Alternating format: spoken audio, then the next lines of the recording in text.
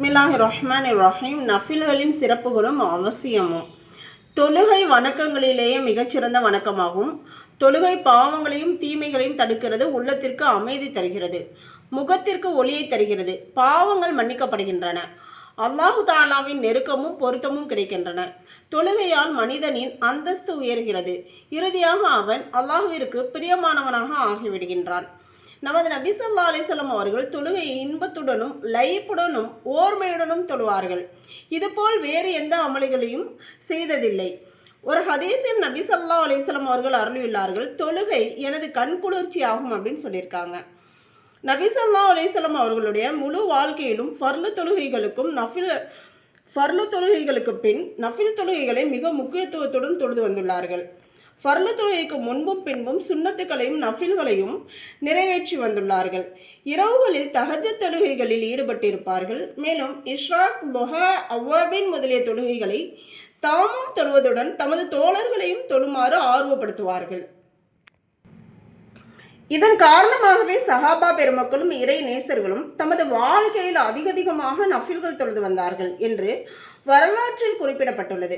பிரசித்தி பெற்ற ஹதீஸ் கலை வல்லுனர் ஹஸ்ரத் அஹ்மத் இப்னு ஹம்பல் ரஹ்மத்துல்லாஹி அலைஹி அவர்கள் ஹதீஸ்களை தொகுப்பதிலும் பயிற்றுவிப்பதிலும் அதிகமான நேரங்கள் ஈடுபட்டிருந்த போதிலும் பகல் நேரங்களில் 300 ரக்காயத்துகள் நஃபில் தொழுவார்கள். சுப்ஹானல்லாஹ்.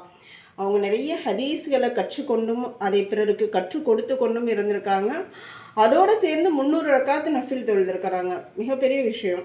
மேலும் அபு யூசுப் ரஹ்மத்துல்லாஹி அலைஹி அவர்களும் கல்வி பணியிலும் ஷரியத் மன்றத்தில் நீதிபதி பணியிலும் அதிகமான நேரங்கள் கொடுப்பதுடன் 200 ரக்காத்துகள் நஃபில்களும் தொழுது விடுவார்கள்.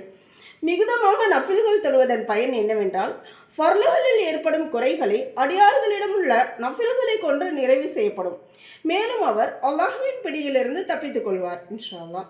ஹதீஸில் வந்துள்ளதாவது, கியாமத் நாளில் மனிதன் செய்த அமல்களில் முதன்மையாக கேள்வி கேட்கப்படுவது தொழுகை பற்றிதான்.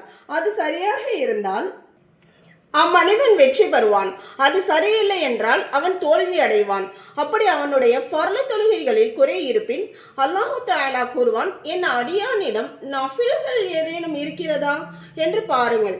அப்படி நஃபில்கள் ஏதேனும் இருந்தால் அல்லாஹு தஆலா அந்த நஃபில்களின் மூலம் அக்குறைகளை நிவர்த்தி செய்து விடுவான் இன்ஷா அல்லாஹ். பிறகு இவ்வாறு மற்ற அமல்களையும் கணக்கு பார்க்கப்படும்.